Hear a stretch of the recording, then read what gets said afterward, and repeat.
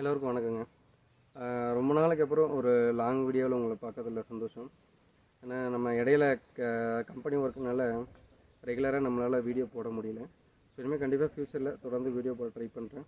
தொடர்ந்து சப்போர்ட் பண்ணுங்கள். நீங்கள் நம்ம சேனல் புதுசாக இருந்தால் கண்டிப்பாக சப்ஸ்கிரைப் பண்ணிவிடுங்க. சப்ஸ்கிரைப் பண்ணிட்டு பக்கத்தில் அந்த பெல் பட்டனையும் அழுத்தி விட்டுருங்க.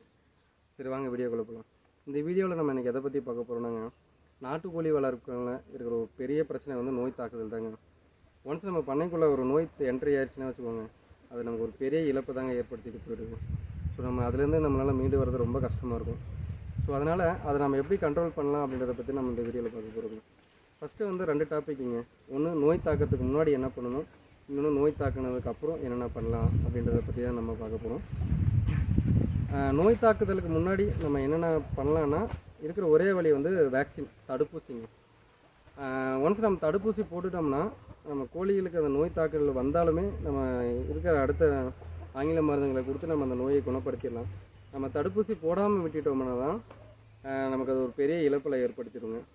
அதுக்கு ஒரு சின்ன எக்ஸாம்பிள் மட்டும் சொல்லிடுறேன், யாரும் ஸ்கிப் பண்ணிட்டு போயிடாதீங்க, ஷார்ட்டாக சொல்லி முடிச்சிடறேன்.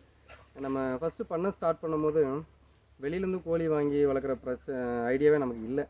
ஆல்ரெடி அப்போ ஒரு 10 கோழிக்கிட்ட வச்சுருந்தாரு. ஸோ அவருமே வெளியில் கோழி வாங்கி உற்பத்தி பண்ணதான். ஸோ நம்ம அதே வாங்கி நம்ம அதுலேருந்து நம்ம பண்ணையை டெவலப் பண்ணிக்கலாம், வெளியில் எதுவும் கோழி வாங்க வேண்டாம் அப்படின்ற பிளானில் தான் இருந்தோம். ஸோ ஒரு கட்டத்துக்கு மேலே என்னாச்சு, நம்ம பண்ணை வேலையெல்லாம் முடிச்சுட்டு சரி கோழிங்கெல்லாம் கொண்டு வந்து விட்ட ஸ்டேஜுக்கு வந்தாச்சு. அப்போ என்னாச்சுன்னா, இடையில வந்து ஒரு கோழி வந்து உடம்பு சரியில்லாமல் இறந்துச்சு. அது ரொம்ப நாளாக இல்லைங்க, ஒரு 2 நாள் தான் உடம்பு சரியில்லாமல் இருந்தது. நம்ம அது பெருசாக எடுத்துக்கல, சரி ஒரு கோழி தானே அப்படின்னு சொல்லிட்டு நம்ம விட்டுட்டோம். ஸோ அதுக்கப்புறம் தான் நம்ம வாட்ச் பண்ணி பார்த்தோம்னா அடுத்த நாள் அதுக்கடுத்த நாள் அப்படியே ஒவ்வொரு கோழியாக இறக்க ஆரம்பிச்சிச்சு. ஸோ அதுக்கப்புறம் தான் நம்ம வாட்ச் பண்ணோம், கோழியோட எச்சம் வெள்ளை கலரில் இருந்ததை பார்த்தா. ஸோ அதுக்கப்புறம் தான் எங்களுக்கு டவுட்டாக இருந்தது. நம்ம வெட்டினரி ஹாஸ்பிட்டலில் போய் கேட்கும்போது இது வெள்ளை கழிச்சலுங்க அப்படின்ட்டாங்க. ஸோ அதுக்கப்புறம் எங்களால் ஒன்றுமே பண்ண முடியல. ஒரு வாரத்துக்குள்ளே இந்த 10 கோழியும் காலி ஆகிடுச்சுங்க. அதுலேயும் அந்த மறக்க முடியாத ஒரே விஷயம் வந்து அந்த சேவல் இருந்ததாங்க. சரி ரொம்ப டல்லாக குறுகி நிற்கிதே, சரி அதுக்கு தண்ணி கொடுக்கலாம் அப்படின்னு சொல்லிட்டு தண்ணி கொடுத்தோம். தண்ணி கொடுத்த அடுத்த செகண்டே வந்து அதை நம்ம கையிலே வந்து தலையெல்லாம் சுற்றி அப்படியே இறந்து போச்சுங்க, தலை தூங்கி இறந்துச்சு. ஸோ அதை பார்க்குறப்ப ரொம்ப கஷ்டமாக போயிடுச்சு. ஸோ அப்போ தான் நான் தெரிஞ்சுக்கிட்டேன் இந்த வெள்ளை கழிச்சல்ன்றது இவ்வளோ ஆபத்தான நோய் அப்படின்னு சொல்லிட்டு. ஸோ அதனால் கண்டிப்பாக நீங்கள் வேக்சின் பண்ணிவிடுங்க. வேக்சின் பண்ணிட்டோம்னா நம்ம ஈஸியாக கோழிங்களை நம்ம குணப்படுத்திடலாம். அதனால் எல்லா நோயுமே வந்து நம்ம உயிர்கோழி நோயின்னு சொல்லிட முடியாதுங்க. அதில் 2 நோய் தாங்க பிரச்சனை. ஒன்று வந்து வெள்ளை கழிச்சல், இன்னொன்று வந்து அம்மைங்க. வெள்ளை கழிச்சல் இதுதான் வந்து வெள்ளை கழிச்சலுக்கான வேக்சினுங்க. இதை நம்ம எப்படி கொடுக்கலான்னா, நம்ம குஞ்சு பொறிச்சு 21வது நாள்லேருந்து இதை நம்ம கொடுக்க ஆரம்பிக்கலாம். நீங்கள் இளங்குஞ்சுங்களுக்கு கொடுக்கும்போது இந்த பவுடரையும் இந்த ஸ்டெரைல் வாட்டரையும் மிக்ஸ் பண்ணிவிட்டு நீங்கள் கோழிங்களுக்கு வந்து நீங்கள் ட்ராப்ஸாகவே கொடுத்துடலாம். கண் வழியாக கொடுக்கலாம், இல்லை வாய் வழியாகவும் கொடுக்கலாம். இதே நீங்கள் இதை வளர்ந்த கோழிங்களுக்கு கொடுக்குறதா இருந்தால், ஏன்னா அவங்க எல்லா கோழியும் உங்களால் பிடிச்சி போட முடியாது. அதனால் என்ன பண்ணுங்கள், அந்த டைமில் கோழி குடிக்கிற தண்ணியிலே நம்ம அதை கலந்து வச்சிடலாம். அது நம்ம நார்மல் வாட்டரில் கலக்க முடியாது, அது ஐஸ் வாட்டரில் தான் கலந்து வைக்கணும். நான் உங்களுக்கு அது எப்படின்றத நான் உங்களுக்கு அடுத்த வீடியோவில் நான் அப்டேட் பண்ணுறேன். அடுத்தது வந்து ஃபவுல் பாக்ஸ், அம்மைங்க. அம்மைக்கான வேக்சின் வந்து ஃபவுல் பாக்ஸ் தாங்க. ஏன்னா வந்து முன்னெல்லாம் வந்து அம்மை வந்து வெயில் காலத்தில் தான் கோழிங்களுக்கு அதிகமாக வரும் அப்படின்னு சொல்லுவாங்க. ஆனால் இப்போல்லாம் வந்து வெயில் காலத்துலேயும் அம்மை வருது, குளிர் காலத்துலேயும் அம்மை வருது. அதுவும் முக்கியமாக இந்த மழை காலத்துலலாம் சொல்ல வேண்டாங்க, மழை காலத்தில் கண்டிப்பாக இப்போலாம் அம்மை வந்துடுது. ஸோ அதனால் என்ன பண்ணுங்கள், நீங்கள் வந்ததுக்கப்புறம் நீங்கள் வேக்சின் போட்டு ஒன்றும் பண்ண முடியாது. அதுவும் இல்லாமல் நம்ம குஞ்சுங்களை வந்து 60 நாள் கழிச்சு தான் வந்து நம்ம அம்மைக்கான வேக்சினே நம்ம போட முடியும். ஸோ அதுக்கு முன்னாடி வந்துருச்சுன்னா நம்ம அது ஒன்றும் பண்ண முடியாது. அதுக்கான ஒரே வழி வந்து இருக்கிற தாய் கோழிங்க எல்லாத்துக்குமே நீங்கள் வந்து அம்மைக்கான தடுப்பூசி போட்டுருங்க. ஏன்னா நம்ம தாய் கோழிங்களுக்கு வேக்சின் போடும்போது அதோட எஃபெக்ட் வந்து குஞ்சுங்களுக்கும் இருக்கும். அதனால் வந்து குஞ்சுங்களுக்கே நம்ம வந்தாலும் ஈஸியாக கண்ட்ரோல் பண்ணிடலாம். மற்றபடி நீங்கள் தாய்க்கோழிங்களுக்கு நீங்கள் வேக்சின் போடாமல் விட்டுட்டிங்கன்னா, நீங்கள் இளங்குஞ்சுங்களுக்கு அம்மை வந்துச்சுன்னா உங்களால் கண்டிப்பாக கண்ட்ரோல் பண்ணவே முடியாது. ஓகேங்களா, இது வந்து வேக்சின். அடுத்தது வந்து பண்ணைக்கான கிருமி நாசினிங்க. ஏன்னா இன்கேஸ் நம்ம கோழிங்களோட எச்சம் அதிகமாக அந்த இடத்துல கிருமிகள் தொற்று அதிகமாக இருக்கும். ஸோ அதனால் என்ன பண்ணுங்கள், பண்ணையை வந்து at least monthly once, maximum 15 days once கிருமி நாசினி தெளிச்சிருங்க. அப்படி உங்களால் முடியாத பட்சத்துக்கு மந்த்லி ஒன்ஸ் கண்டிப்பாக நீங்கள் கிருமி நாசினி கொடுத்து தான் ஆகணும். கிருமி நாசினிக்கு வந்து இப்போது வந்து ஹையர் பட்ஜெட்லேயே இருக்குது, லோயர் பட்ஜெட்லேயே இருக்குது. நம்ம வந்து லோயர் பட்ஜெட்லேயே போயிடுவோம். ஏன்னா நமக்குலாம் பெரிய இன்வெஸ்ட்மெண்ட்லாம் வேண்டாம். இதே இந்த போர்சலின் டிஹெச்னு ஒன்று இருக்கும், அது உங்களுக்கு நான் இமேஜ் போடுறேன். அது வந்து ஸ்டார்டிங்கில் 400 ருபீஸில் இருந்தது. இன்றைக்கி அது வந்து 750 போயிடுச்சு. ஸோ நம்ம அவ்வளோ காஸ்ட்லியெல்லாம் நம்ம அதை இன்வெஸ்ட் பண்ண வேண்டாம். சிம்பிளாக இந்த பொட்டாசியம் பெர்மாங்கனேட் பவுடர் வந்து எல்லா மெடிக்கல் ஷாப்லையுமே கிடைக்கும். இதுவுமே இப்போ ரேட் ஏறிச்சு. இது நான் ஸ்டார்டிங்கில் வாங்கும்போது 5 ரூபா இருந்தது. இன்றைக்கி ரேட்டு படி பார்த்திங்கன்னா இந்த 2 வருஷத்தில் இதோட ரேட் 20 ரூபா ஏறிடுச்சு. ஸோ இதனால் இது ஒரு பேக்கெட் வாங்கினீங்கன்னா போதும், ஒரு 10 லிட்டர் தண்ணியில் நீங்கள் மிக்ஸ் பண்ணிவிட்டு உங்கள் ஷெட்டு குஞ்சுங்க இருக்கிற இடத்த இதெல்லாம் ஸ்ப்ரே பண்ணி விட்டுடலாம். இதையும் கண்டிப்பாக நீங்கள் 15 டேஸ் ஒன்ஸ் இதை ஃபாலோ பண்ணுங்கள். அப்படி இல்லைனா அட்லீஸ்ட் மந்த்லி ஒன்ஸ் கண்டிப்பாக நீங்கள் இதை பண்ணி ஆகணும். ஸோ இதையும் விட கொஞ்சம் எஃபெக்டாக வேணும்னா நம்ம இந்த சுண்ணாம்பு கிடைக்கும். சுண்ணாம்பெல்லாம் ஒரு 50 கிலோ நீங்கள் மூட்டைங்களே எடுத்தீங்கன்னா கூட உங்களுக்கு 200 250 ரூபா தான் கிடைக்கும். எங்கள் ஊர் ஏரியாவில் அப்படி தான் இருக்குது. நான் அப்படி தான் எடுத்து வச்சுருக்கேன். நீங்கள் என்ன பண்ணுங்கள், ஒரு வீக்லி ஒன்ஸ் என்ன பண்ணுங்கள், அந்த சுண்ணாம்பை எடுத்து பண்ணையெல்லாம் ஷெட்டை சுற்றி ஷெட்டுக்குள்ளே எல்லாமே தெளித்து விட்ருங்க. ஏன்னா சுண்ணாம்பை விட ஒரு பெரிய கிருமிநாசினிலாம் கிடையாது. ஸோ இது வந்து ஒரு காஸ்ட் எஃபெக்டிவான மெத்தடு.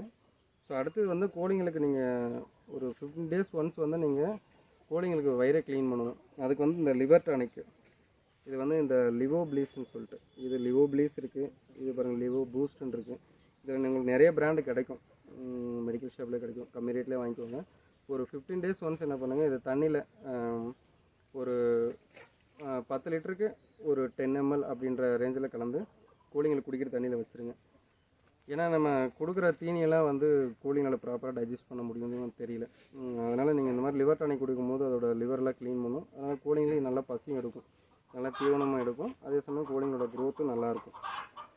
இதை நீங்கள் கண்டிப்பாக 15 டேஸ் ஒன்ஸ் ட்ரை பண்ணுங்கள். அடுத்தது வந்து அல்பெண்டசோல் சிரப்பு. இது உங்களுக்கு டேப்லெட் ஃபார்ம்லேயும் கிடைக்கும், சிரப் ஃபார்ம்லேயும் கிடைக்கும். இதை நீங்கள் என்ன பண்ணுங்கள், 2 months ஒன்ஸ் கண்டிப்பாக வந்து கோழிங்களுக்கு வந்து டிவார்மிங் பண்ணி ஆகணும். ஏன்னா அந்த கோழியோட வயிற்றில் அதோட கழிவெல்லாம் இருந்து ஒரு புழு மாதிரி ஃபார்ம் ஆகிடும். அப்படி இருக்கும்போது என்ன பண்ணும், கோழி வந்து தலையை தீனி எடுக்காது, அதோட வளர்ச்சி பாதிக்கப்படும். அதனால் என்ன பண்ணுங்கள், 2 months ஒன்ஸ் வந்து இந்த மாதிரி ஒரு இது 30 ml கிடைக்கும், 60 ml ரெண்டுமே கிடைக்கும். ஒரு 100 கோழி வச்சுருக்கீங்கன்னா ஒரு 30 to 45 ml அந்த ரேஞ்சில் ஒரு 10 லிட்டர் 15 லிட்டர் தண்ணியில் கலந்து விடிய காலையிலே கோழிங்களுக்கு வச்சுருங்க. ஏன்னா கோழி தீனி எடுக்கிறதுக்கு முன்னாடியே வச்சுருங்க. அதுதான் ஒரு பெஸ்ட் மெத்தடு. நீங்கள் ஒன்ஸ் நீங்கள் அந்த கோழிங்களுக்கு வந்து நீங்கள் டிவார்மிங் பண்ணுறீங்க அப்படின்னா அன்னைக்கு நைட்டு இல்லை காலையில் வரைக்குமே நீங்கள் கோழிக்கு எதுவும் தண்ணி குடிக்கிற இதில் எதுவுமே தண்ணி வைக்காதீங்க. அதனால் தாகமாக இருக்கணும். தாகமாக இருக்கிற டைமில் தான் நம்ம இது கலந்து வச்சோம்னா ஈஸியாக எடுத்துக்கும். ஸோ டிவார்மிங் கண்டிப்பாக பண்ணிவிடுங்க. அதுதான் கோழியோட க்ரோத்துக்கு நல்லது. ஸோ அடுத்து வந்து நோய் தாக்குதலுக்கு அப்புறமா என்னென்ன பண்ணலாம் அப்படின்ற மெத்தடு. நம்ம கண்டிப்பாக கோழிங்களுக்கு வர பிரச்சனையை வந்து சளி தான். ஏன்னா சளி ஒன்ஸ் கோழிக்கு வந்துருச்சுன்னா அது நமக்கு தெரியாது. இப்போ ஒரு 5 கோழி 10 கோழி நம்ம வச்சுருக்கோம்னா அதை நம்ம ஈஸியாக கண்டுபிடிச்சிடலாம், இந்த கோழிக்கு உடம்பு சரியில்லை அப்படின்னு சொல்லிட்டு. இதே ஒரு 100 கோழி இருக்குன்னா கண்டிப்பாக உங்களால் அதை எல்லாத்தையும் ஒன்றா நீங்கள் வாட்ச் பண்ண முடியாது. ஸோ அதுக்கான மெத்தட் என்ன பண்ணால், ஃபஸ்ட்டு நீங்கள் கோழி தீனி போடுற இடத்துல கோழிங்களுக்கு பொதுவாக ஒரு இடத்துல தீனி போடுவீங்களே, அந்த இடத்துல தீனியை போட்டு கோழியில் திறந்து விட்டுட்டு ஒரு 10 நிமிஷம் கோழிங்க பக்கத்தில் கொஞ்சம் வாட்ச் பண்ணுங்கள். கோழியெல்லாம் நார்மலாக தீனி எடுக்குதா, இல்லை ஏதாவது டல்லாக இருக்கா, இல்லாட்டி ஏதாவது குறுகி நிற்குதான்னு பாருங்கள். குறுகி நிற்கிற கோழிங்க என்ன பண்ணும், தீனி எடுக்காது, தனியாக போயிட்டு குறுகி நிற்கும். ஸோ அந்த மாதிரி டைமில் அந்த கோழிங்களை பிடிச்சி பாருங்கள். பிடிச்சி பார்த்தீங்கன்னா அதோட வாயை ஓப்பன் பண்ணி பாருங்கள். வாயில் தொண்டை பகுதியிலேருந்து நுரையா சளி மாதிரி இருக்கும். ஸோ அப்படி இருந்தாலே கண்டிப்பாக அது கோழிக்கு சளி இருக்குதுன்னு தான் அர்த்தம். அதுக்காக நீங்கள் என்ன பண்ணணும்னு வச்சுக்கோங்க, எடுத்த உடனே நீங்கள் ஹையர் லெவலில் போய் இந்த மெரிக்குவின் அது மாதிரிலாம் இருக்குது, அதில் ரொம்ப எஃபெக்டிவான மருந்து அது. ஸோ இனிஷியலாக வந்து நீங்கள் ஸ்டார்டிங்கில் வந்து இந்த மாதிரி டெட்ராசைக்ளின் பவுடர் ஒரு 2 நாளைக்கு கொடுங்க. அது நார்மலாக குடிக்கிற தண்ணியில் கலந்து வைங்க. தண்ணியில் மிக்ஸ் பண்ணி ஒரு 2 ml இல்லை ஒரு 10 ml தண்ணியை அப்படியே வாயில் சிரிஞ்சு மூலியமாக கொடுங்க. ஒரு 2-3 டேஸ் இதுக்கு ரெகுலராக கொடுங்க. இதுலேயே உங்களுக்கு எஃபெக்டிவாக இருக்கும். அப்படியும் இல்லைன்னா அடுத்த லெவலுக்கு தான் வந்து நீங்கள் வந்து இந்த ஆக்சி டெட்ராசைக்ளின்னு சொல்லிட்டு உங்களுக்கு இன்ஜெக்ஷன் ஃபார்மில் கிடைக்கும். இது எல்லாமே வெட்டரி மெடிக்கல் ஷாப்லுமே கிடைக்கும். இதை எடுத்துகிட்டு கொஞ்சம் வளர்ந்த கோழிங்களாக இருந்தால் ஒரு 0.5 ml சிரஞ்சில் அந்த கோழிங்க கொடுத்துருங்க. இதுவே எஃபெக்டிவாக இருக்கும். இது இல்லைன்னா இது போங்க டெட்ராசைக்ளின் இன்ஜெக்ஷன். இது வந்து இன்ஜெக்ஷன் மட்டும்தான், இது தண்ணி வாயில் எதாவது கொடுத்துடாதீங்க. ஒரு 0.5 ml மட்டும் கொடுங்க போதும். அதுவும் இல்லை என் கோழிக்கு ரொம்ப சிவியராக இருக்குது, நான் கண்டுக்காமல் விட்டுட்டேன், அப்படின்னு போனீங்கன்னா இந்த என்ட்ரோஃப்ளாக்சின் டேப்லெட் இருக்குது. இதில் டேப்லெட்டும் இருக்குது, சிரப்பு இருக்குது.